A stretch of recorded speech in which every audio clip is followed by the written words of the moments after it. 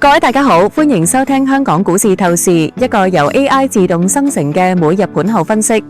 而家係2025年6月12號嘅香港時間下晝5點。今日港股收市，恒生指數收報24,035點，下跌331點，或1.36%，結束前一交易日嘅升勢。國企指數收報8,729點，下跌1.53%。恒生科技指數收報5,331點，下跌2.20%。大市成交額大約2351億港元，較前一交易日有所減少，反映市場短線觀望情緒升溫。南向資金淨流入明顯減少，僅大約14億港元，較近期水平大幅回落。回顧今日嘅盤面，市場總市值約為40.9萬億港元。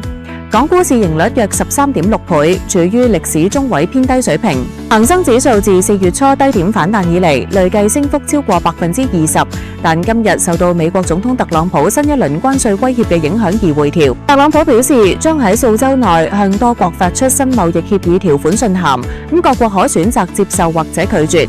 呢一個消息導致美股期貨下跌，連帶影響亞洲市場情緒。板塊表現方面，今日市場呈現明顯分化。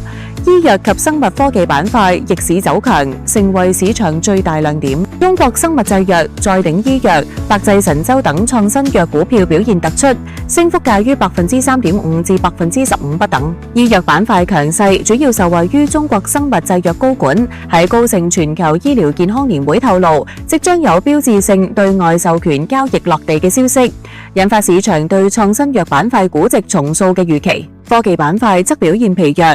阿里巴巴09988下跌3.21%，小米01810下跌3.51%，快手1024下跌5.87%。半導體股受到中美貿易摩擦擔憂影響，中芯國際下跌近2%，但華虹半導體01347逆市上升4.23%，顯示資金對半導體板塊仍然有選擇性配置。新能源車板塊同樣承壓，小鵬汽車09868下跌6.66%。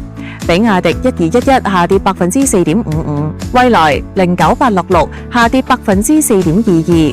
雖然中汽協數據顯示5月新能源車銷量按年增長36.9%，但市場對行業競爭加劇同埋政策不確定性有所顧慮。金融板塊今日表現相對穩健，內銀股工商銀行01398、建設銀行00939、招商銀行03968均有小幅上升，保險股中國平安02318、中國人壽02628亦都有唔錯表現，反映資金對金融板塊配置意願提升。房地產板塊今日有所回暖，多隻地產股錄得上升，包括新鴻基地產上升1.4%，長實集團上升1.8%，恒基地產上升1.4%，中國海外上升1.5%。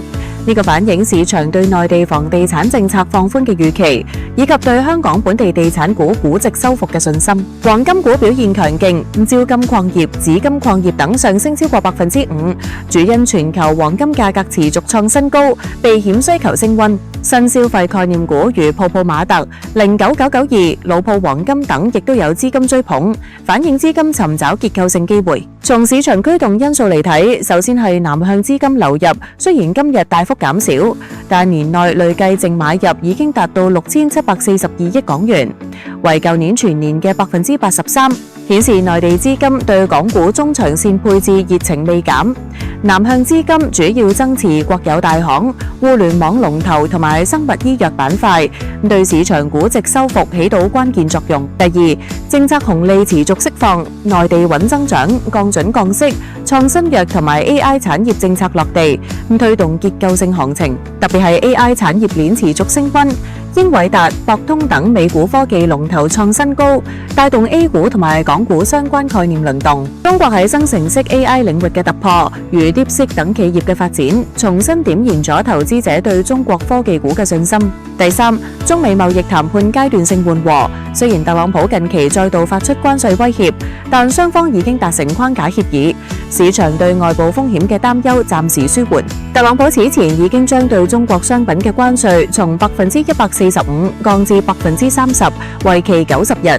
呢個被市場視為 Taco Trump Always Chickens Out 策略嘅一部分，即係先強硬後退讓。第四，美元持續走弱，年初至今，美元指數已經下跌9.5%，令到香港資產對國際投資者更具吸引力。美國國債收益率上升，反映市場對美國財政赤字擴大同埋通脹風險嘅擔憂，進一步削弱美元資產嘅吸引力。不過，市場亦都面臨多重擔憂。首先，升市寬度依然偏窄，僅有大約30%成分股跑贏大市。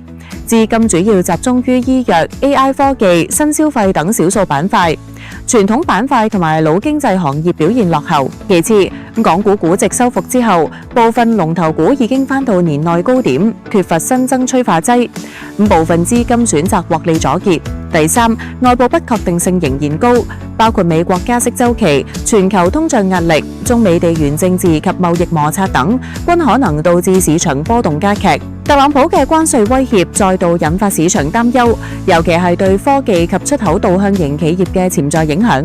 第四，港元拆息回升，港匯偏弱，港美利差擴闊，資金流動性出現邊際收緊跡象。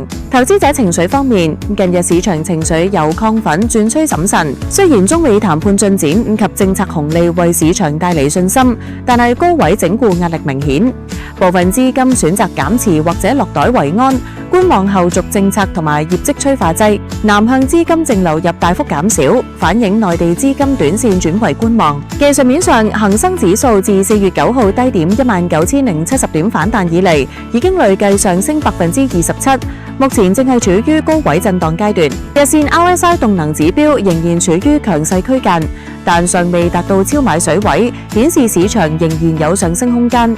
關鍵支持位喺22,690點，若果能夠守住此位，中期上升趨勢仍然完好。展望未來，機構普遍認為港股中長線估值收復邏輯未變。AI、創新藥、新消費等結構性主題仍具吸引力。隨住內地穩增長政策逐步顯效，南向資金流入趨勢未改，港股中長線配置價值突出。中國經濟預計2025年增長4.5%，基本符合官方達5%嘅目標。呢個將會為香港市場提供支持。本節目內容由人工智能技術全自動生成，僅供資訊同教育目的，唔構成任何專業財務、投資或者法律建議。我哋致力於維持內容嘅誠實性同透明度，但係唔保證內容嘅完整性、及時性或者準確性。投資涉及風險，包括本金損失嘅可能性。喺做出任何投資決定之前，請諮詢專業財務顧問。